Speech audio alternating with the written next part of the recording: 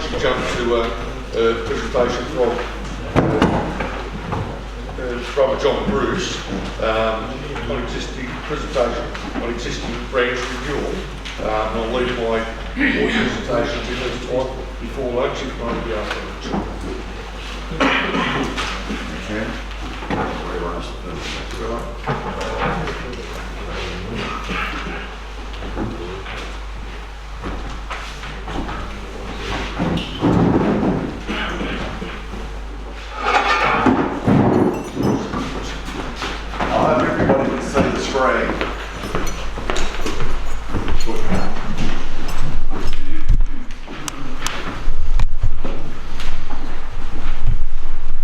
The title page is a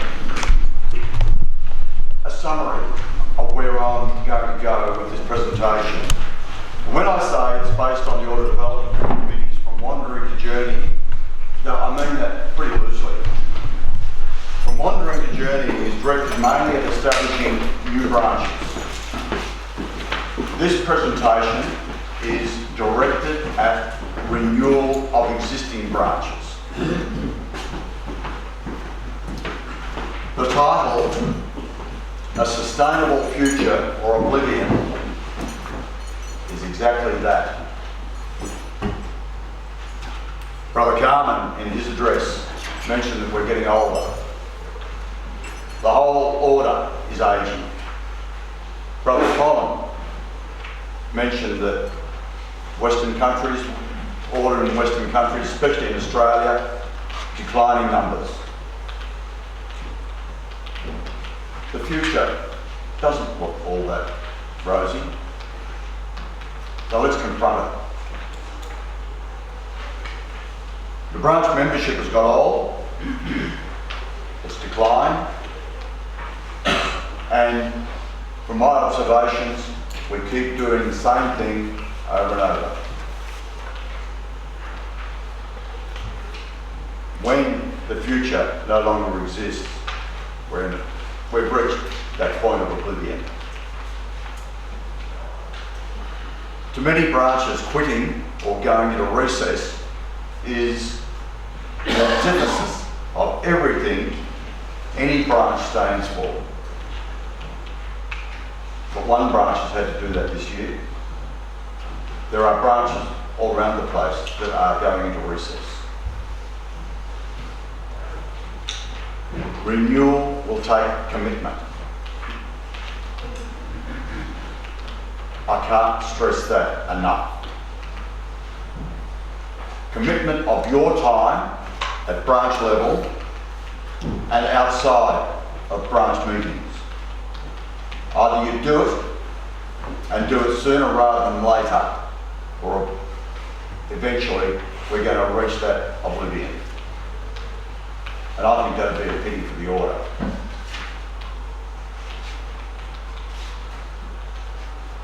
A little bit of a title page as to where this presentation is going.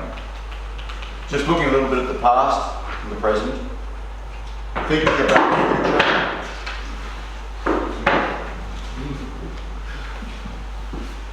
I see this presentation, what I'm going to give you today, as being akin to train the trainer.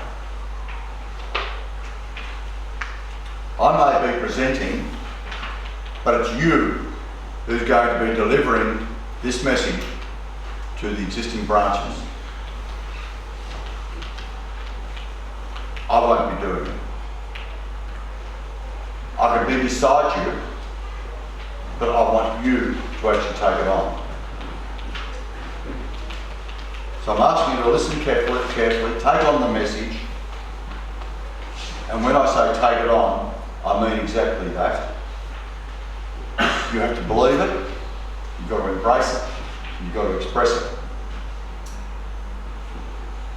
And be willing to give your time to stand with the branches you're dealing with while they undertake the renewal process. And that's commitment. I'll present this PowerPoint as though I'm addressing a branch. When I'm finished and when you leave here today, you'll be on the road to being able to do the same thing. I've given this presentation about 4 times now. This is the 5th time, and every time it's been different. And today is different from all 4 previous ones relatively. To say that the order's future depends on you is not a small statement to make. But we're all in this together, and I feel that it's make or break time.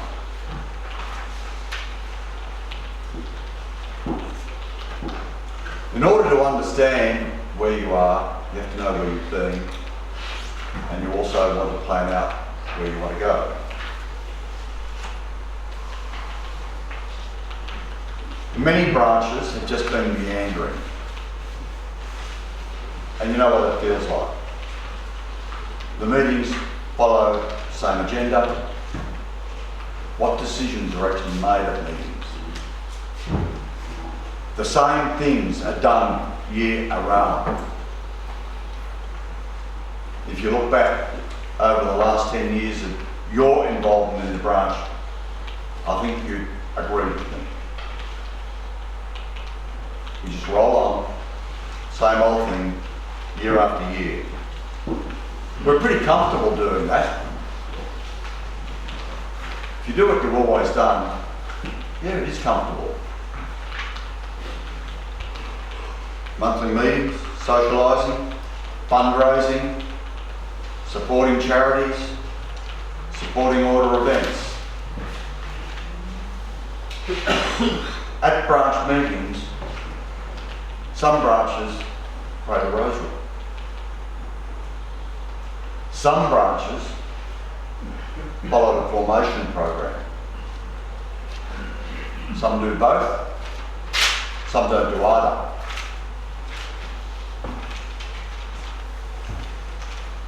If you do pray the rosary, if you do follow the formation program, how meaningful is it to you?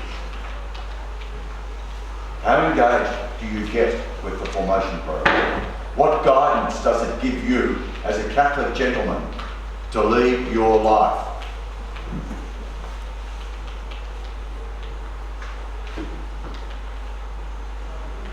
Some branches have executives that are the majority at branch meetings.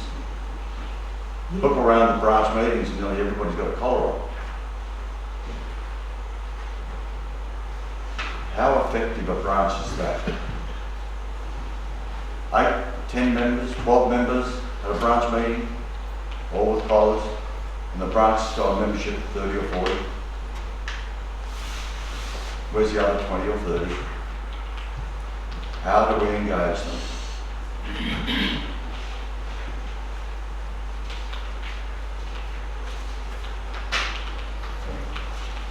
Our church has changed since the 1960s and 70s, and we can remember those times.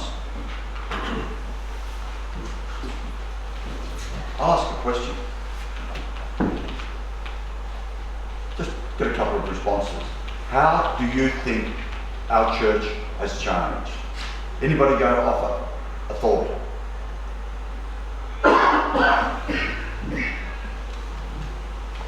No?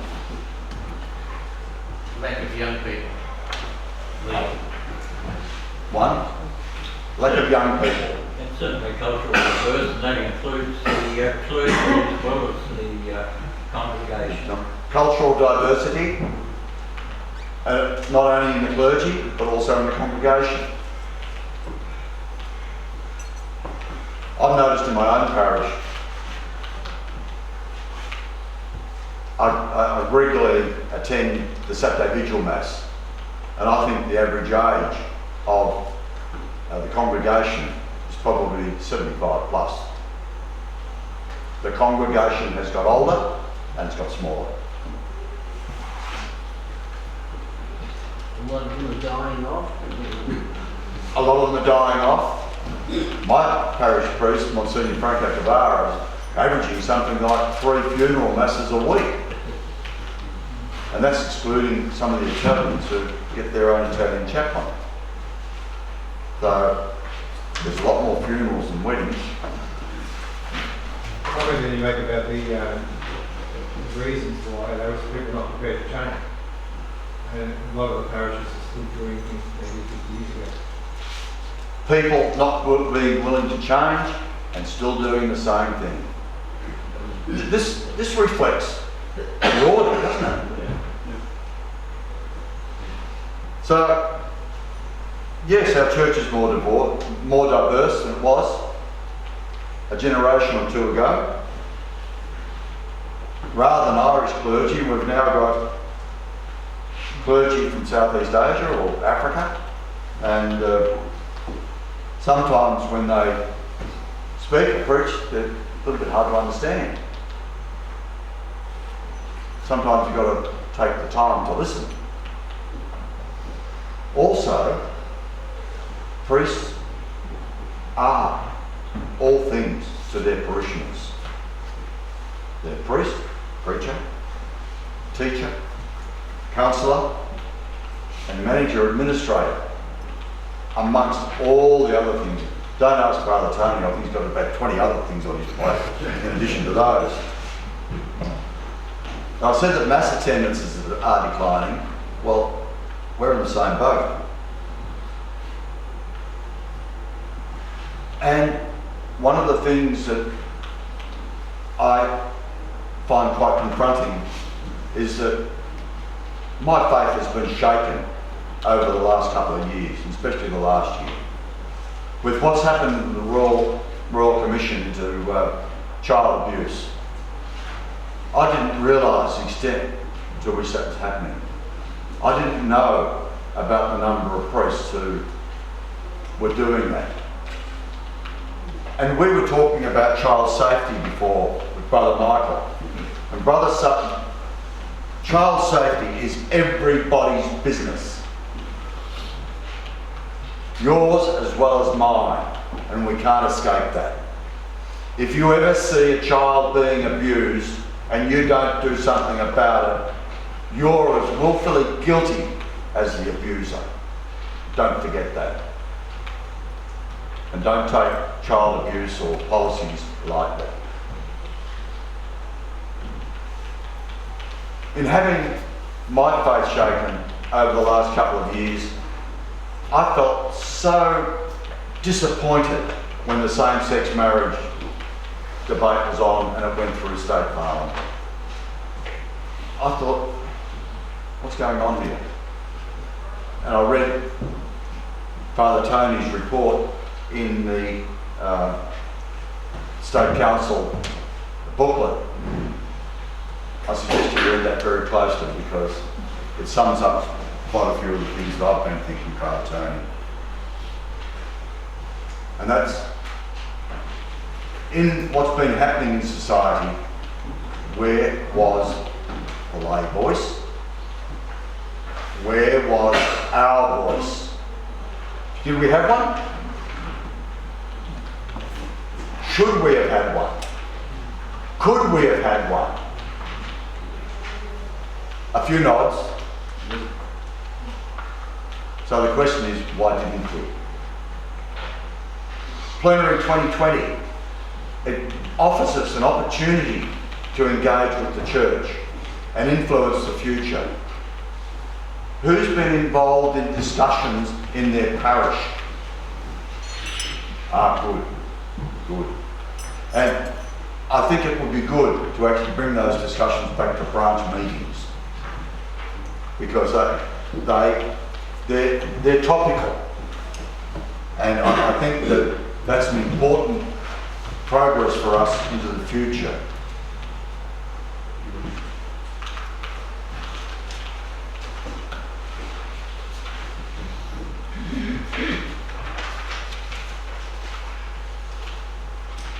The Order Development Committee and State Council have been struggling with a vision statement. There's one here that's just a starting point. It's not set in concrete, it's a work in progress. I don't like having statements imposed on me. In fact, I resent it. And that's where we have to discuss this, and each branch come up with its vision of where it wants to be in that indefinable time frame, 10 years, 20 years time. Give it something to move towards. With this statement, we talk about relevance. To whom? How? Why? When? Culturally diverse, well, that's pretty self-explanatory. I think, look at the room at the present moment, white Anglo-Saxons in the majority. There's probably a few born overseas. Hey, are we culturally diverse? Does this room reflect our branches? So the question is, how do we become culturally diverse? I'm going to pose quite a few questions as I continue. I haven't got the answers to them because you're going to have to develop those answers. And how many Catholic men's organisations are there? Can we think of some? Sarah? Men Alive? Catenians? Okay, how are we different from those organisations? Do we have a point of difference? Yeah, we've got the Archbishops here. That's a good one, because we've got one flagship event.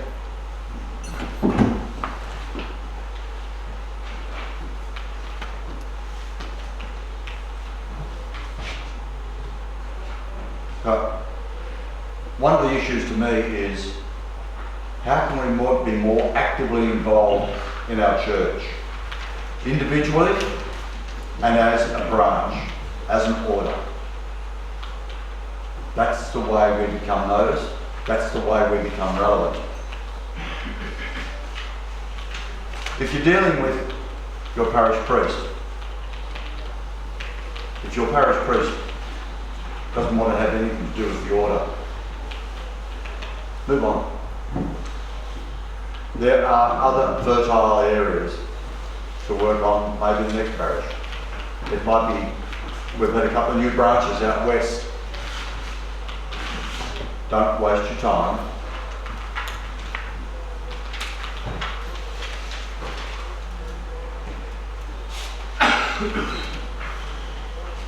Okay, we've got an idea of what the vision is and how to make it real. This is a starting point though. A mission and subsequent objectives, etc., fall out of thinking about having, or vision and having that vision statement there.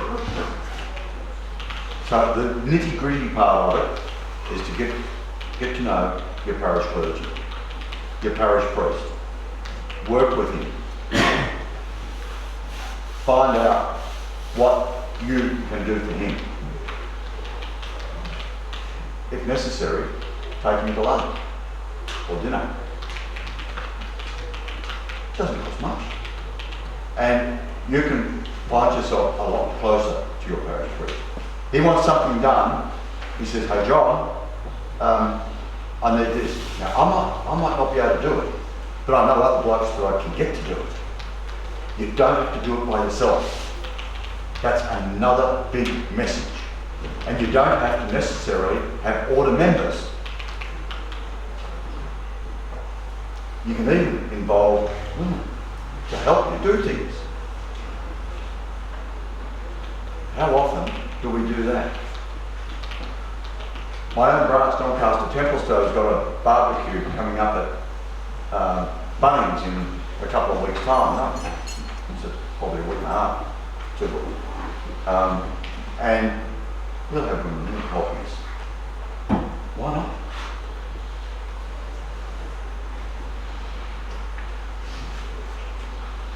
You've got to find out What are the needs of your parish that are not being met yet? And that's where it's helpful to talk to your parish priest. You do find yourself in the position of being the go-to man. People look up to you as an elder of the church. Parishioners respect you. They ask you questions. You may not be able to answer them, but you can find out what the answers are. You know where to go. You have their trust. You have the parishioners' trust. But that's a trust that's actually given to you by the parish priest, and your relationship with him is exactly that, a trusting relationship. Sometimes you find yourself in positions that you didn't really seek out, but you're there. That's happened to me quite a few times. And there are issues that come up that actually keep me awake at night. And I think, why'd you put yourself in this position, John? And then I think, I'm helping my parish priest because he relies on me, because he thinks I'm an expert at something. Well, I am at something, but he trusts me to work things out. And I'm not going to fail him, I can tell you that much.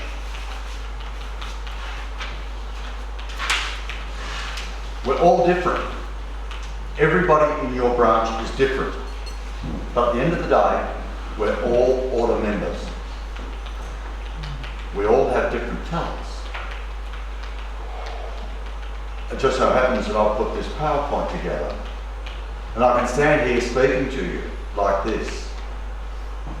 You might say you wouldn't be able to do this, but everybody can stand up and speak. If you need help putting a PowerPoint together, just talk to myself and Father Tony. He's even better than me. What in a branch is it that makes you all branch members and working together? What are the values of your branch? What are the individual talents that each branch member has that can be utilised in projects and promoting the order? What is it that we all have in common? Thinking about that, I reckon we're all order members. We've got our faith in common. We go to Mass and we participate in Mass, and we take Mass further right into our order involvement. One of the things I've found out through Plenary 2020 is that Mass doesn't stop when Father gives blessing at the end and says, go, because Mass continues.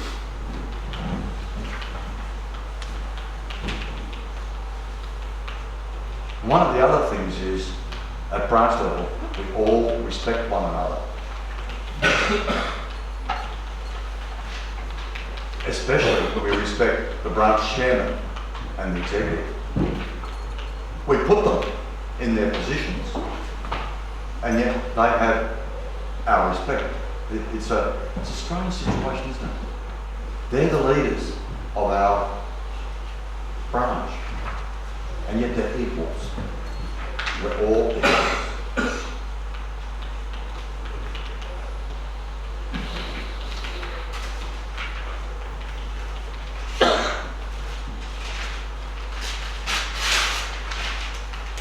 None of us is getting any younger, but each one of us is still capable of doing something. And think of the order members, the men who are not here today. Parishes are always looking for relationships. reliable parishioners.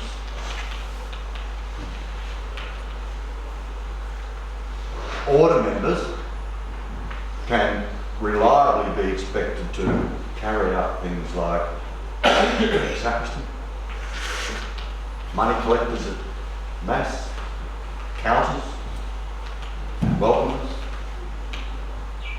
special ministers of the Eucharist, readers. We can do all that. And we're participating in parish life.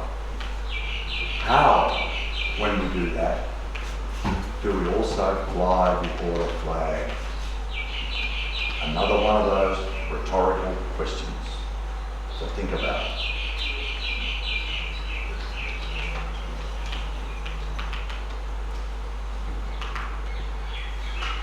In an earlier slide, I said about being accepted by parishioners as being a leader. You come to be accepted and recognised as a leader. There are other roles around your parish that you can get involved in, and I'll let you work those out in your parish. There's so many things, but there's some things that are not being done. How about becoming a lay voice on topical issues? Organising writing programs in your parish after Sunday morning masses. Have a table there. Get people just to jot down 3 or 4 points on issues before state parliament or before federal parliament. The federal issue, the big issue at the moment, is the freedoms. Freedom of speech, the freedom of Catholic organisations or church organisations, Christian organisations, to be able to pursue their activities. Now, there have been 3 bills floated, and the time to comment on them closed probably about a fortnight ago. Did anybody put in a submission to the freedom? Michael? Anybody else? Mm-hmm. Michael McCormick. Michael McCormick. Makes 3 of us. It was an interesting exercise reading the 3 pieces of legislation and the explanatory stuff, or the draft legislation at the moment. But there is a lot of reading involved before you make it. there was. It's not like something you can just No. start at 10 and make it into a strong or something. And Michael, what were you thinking about when you made your submission? Well, it was a fairly broad one, didn't have much time to do it. But there are rights that religious people have, they practice their religion. And these things should not be undermined by the same-sex, gender, queer attitude that's being pushed on the issue as well. Right? Thank you. It's not as straightforward as what we think it is. It's complicated because they're going to, it looks like, sacrifice some for another area as well. So one's going to try and push one down, but the other come up higher. Thank you, Michael. Michael, can you, in a very small number of words? Well, I've been reading about this. I felt it was sort of reinforcing what our Archbishop Peter Consultor had said, that religious freedom is, if you refer to the Universal Declaration of Human Rights, religious freedom is there as a standalone right.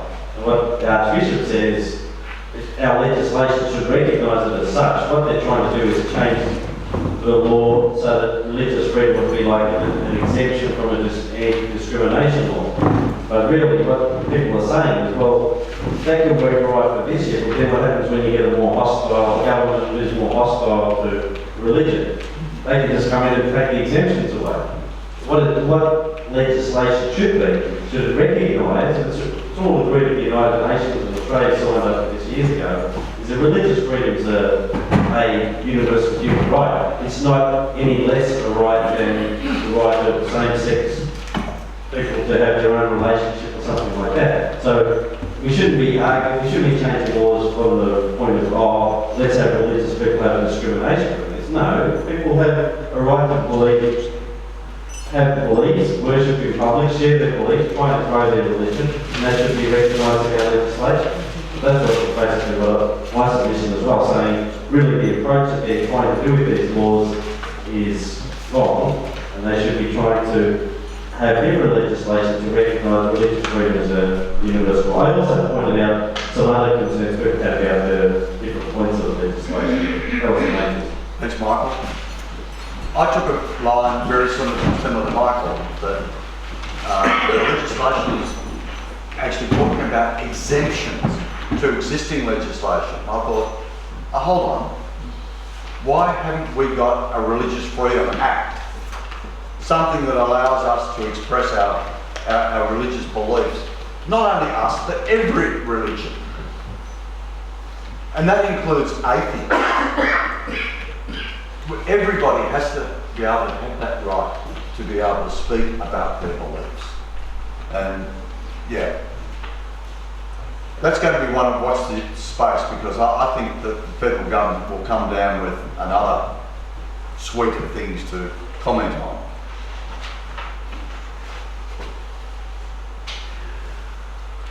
In your parish, do you ever have men's breakfasts? Couple? Yeah, one next month. Right. Do you organise them? Who organises them? Right. This is one way that we can become recognised.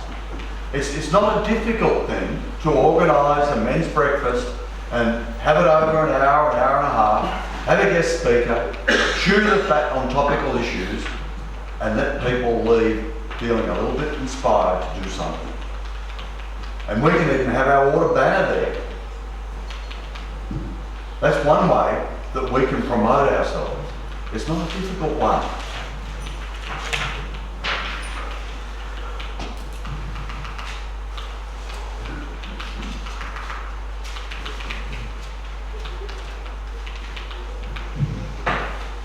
Do you think this is too hard? Branch renewal? Do you think you can do it? I think you can. Change is difficult.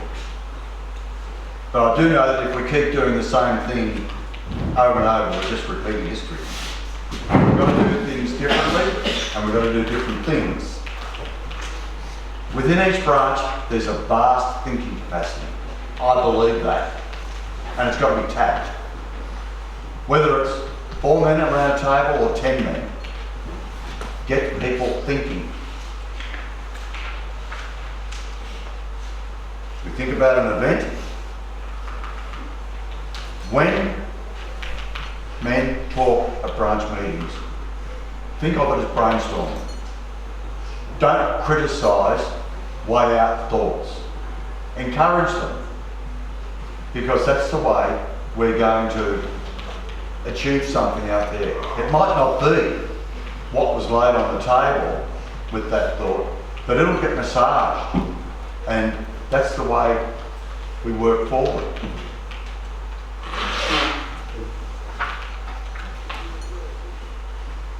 Branches don't necessarily have an event organiser. Should you be thinking about one event organiser in a branch? How about a communications officer?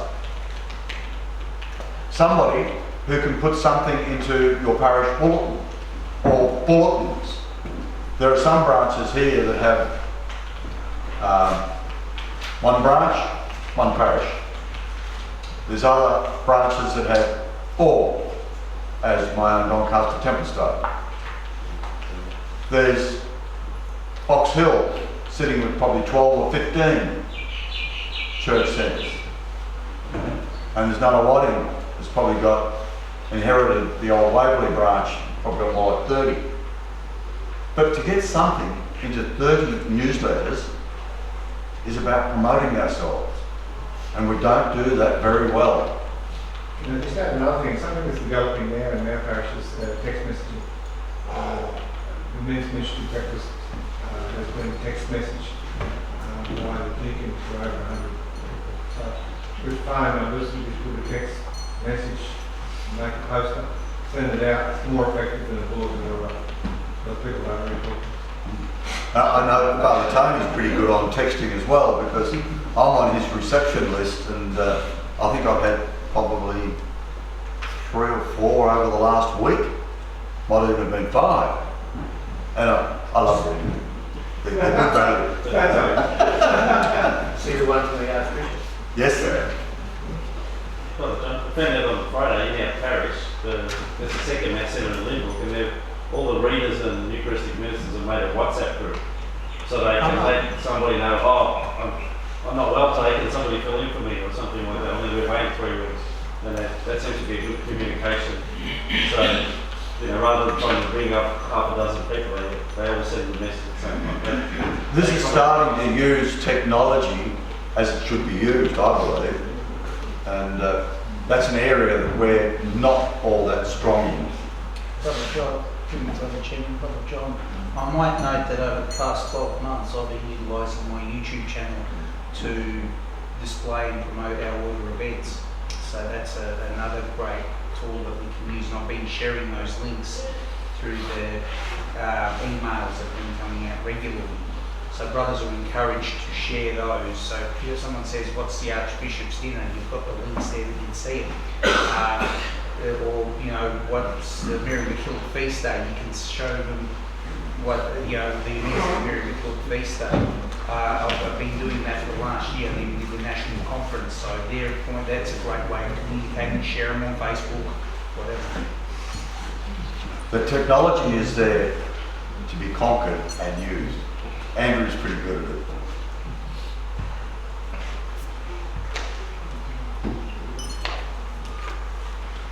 When you start out with branch renewal, I think one of the first things to do is really take a stock take of what you do. Not many branches have that annual calendar of events, but that's one thing that it can do. But when you look at projects, normally there's one person who thought up a project. Encourage people, the thinkers, who actually come up with projects to become more productive, and support them. And we have to be careful not to burn those people out. So we support them, and we make sure that we deliver those projects as a group, not just rely on one person. I mentioned before about relying on people outside of the branch. Don't hesitate to involve people outside. And we think about the future. Remember that vision? It's out there. Has anybody thought up a new project that we can start to develop for 1 year or 3 years' time?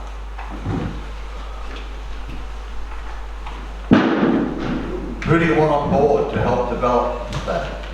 Have you got a plan for that project? What do you want out of it? What does success look like? What's in it for the branch and what's in it for the order?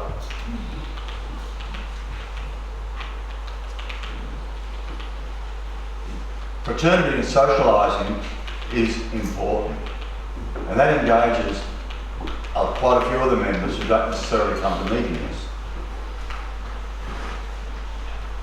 And to remember, your branch is not alone. There's quite a few existing older branches out there, and I think that we have a lot of journeying to share.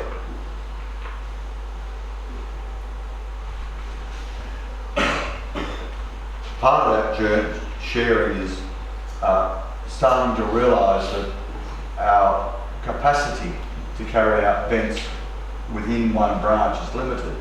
So why not call upon adjoining branches to help you? It's already happening with districts 4 and 6. Doncaster, Templestowe, Box Hill and Nunawading.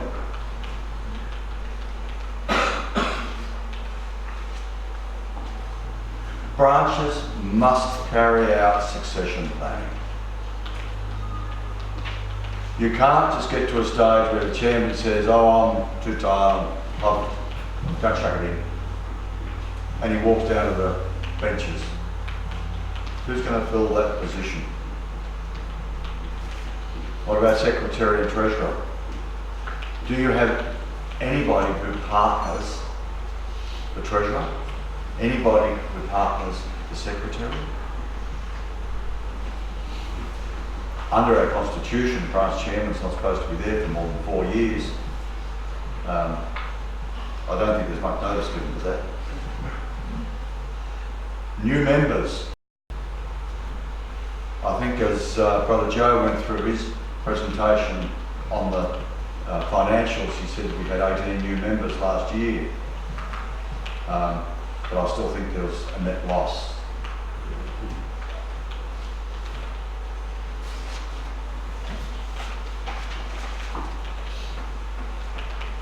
One branch, one parish, easy.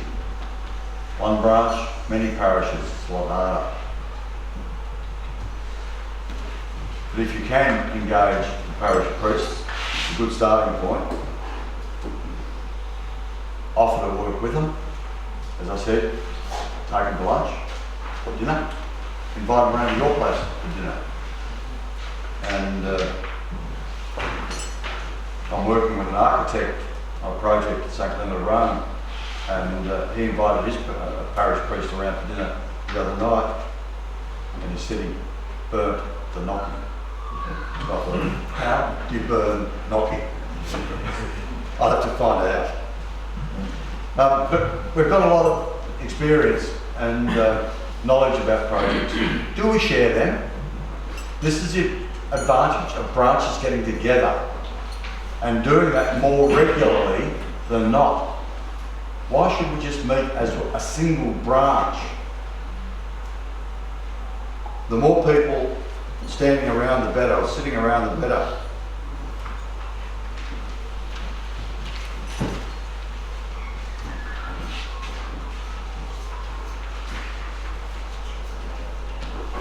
Not going to be easy, it's not going to be a walk in the park.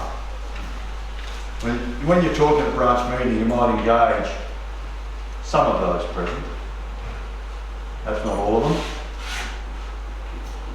If you were giving this presentation at a branch, how do you engage everyone? It depends on you. It's your responsibility. It's not the branch chairman, it's not his executive, it's going to be you.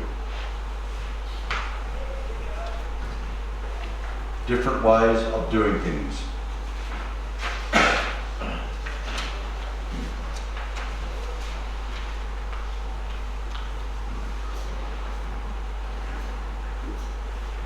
I put this slide in because I thought I've got to bring this to a close, but I'm not quite sure how. But before I do, I'm going to ask Brother Paul Mitchell to come up, because we trialled this presentation, as I said, with State Council, Doncaster, Templestowe, Box Hill and Nunawading. And Nunawading had one meeting where we had this as a syllabus item, and it will be a syllabus item for forthcoming meetings. Meetings, an hour and a half, and talk about this for 30 minutes. If we want to do it justice, it's going to take that kind of time commitment. Paul, could you talk about Nunawading's experience? with renewal that we've started. Well, it's pretty easy to explain actually because we sat through this presentation, so it was very similar. But the exercise that we took on board was to actually turn these slides into a series of questions for the members, and we simply started to work our way through those questions, same as John's raised here today. And we got feedback, and we hope to continue that this month as well as last month until everybody's had a chance to have something to say. And the executive are presented with a series of ideas, or at least we know where we stand with the members' opinions. And it was a bit surprising to get a full range of questions answered for us. We didn't have to do it all. All I had to do was turn these slides into a table of questions, some blank space to write in the answers as we got back to the members. So we're hoping to progress that in subsequent meetings until the members start to contribute, get the idea of what it's all about. And my idea is that that process can actually engage the members that don't come to a meeting. I can easily email them or SMS to them those questions that haven't yet been answered. So that's just a process that none of Wayne's going through. Thanks, Paul. I was really surprised. I've been going to None of Wayne's meetings now for quite a few years, and that meeting I thought was probably the most inspirational meeting I've had at None of Wayne's. I'm getting to wind up for dinner here, for lunch. Oh, it says 5 minutes. But it was really productive, I thought. And the members, remember where I said you'll engage some of the members? Everybody at that meeting was engaged. And I felt that I got a lot of satisfaction out of that. And I've really felt that the branch was starting to grapple with this, and we'll get somewhere. And I've said that I will stand beside and walk with Nunawading and Box Hill and Doncaster Templestowe while they go through this process. For you that are going to take this to the branch, I would want you to make the same commitment and commit to that branch, preferably not your own branch.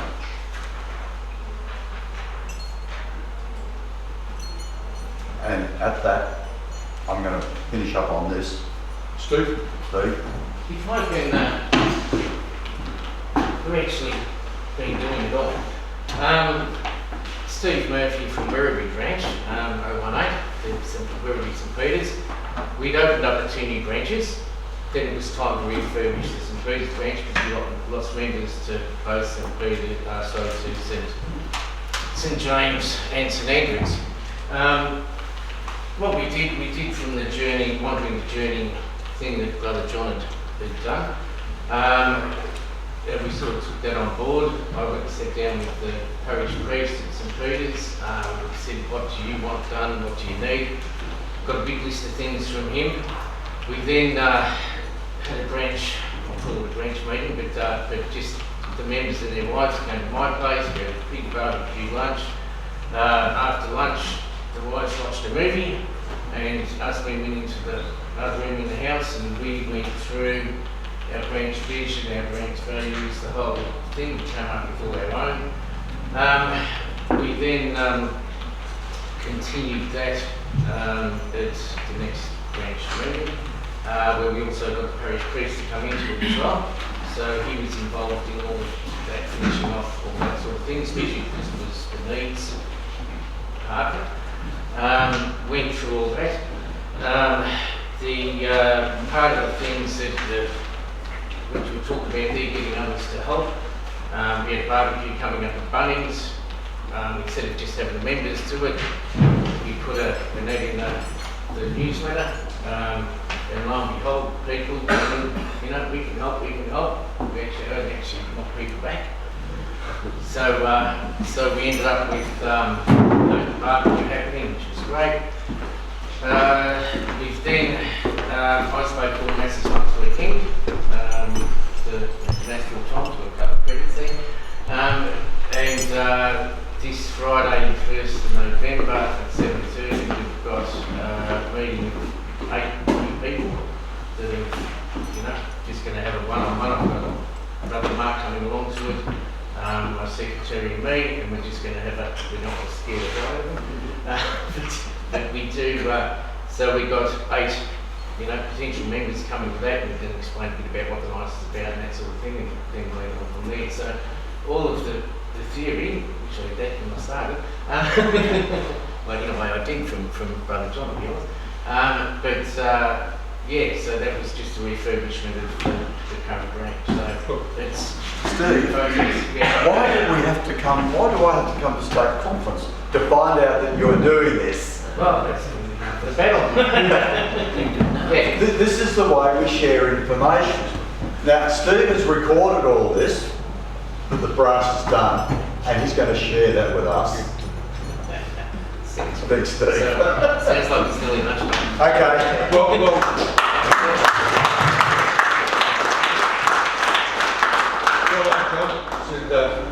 it's an extension to what we've with State Council for Development.